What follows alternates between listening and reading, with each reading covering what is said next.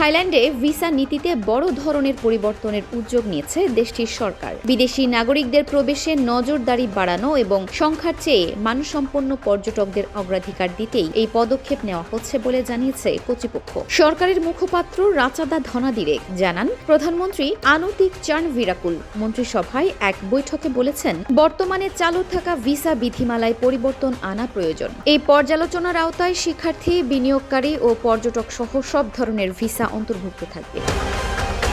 থাইল্যান্ডের পর্যটন ও ক্রীড়ামন্ত্রী সুরাসাক ফাংচারওয়ানওয়ারাকুল বলেন, বর্তমান নীতিতে ভ্রমণ সহজ হলেও কিছু অনাকাঙ্ক্ষিত পরিস্থিতি তৈরি হয়েছে, তাই নিরাপত্তা ও নিয়ন্ত্রণের বিষয়টি আরও গুরুত্ব দিয়ে দেখা হচ্ছে।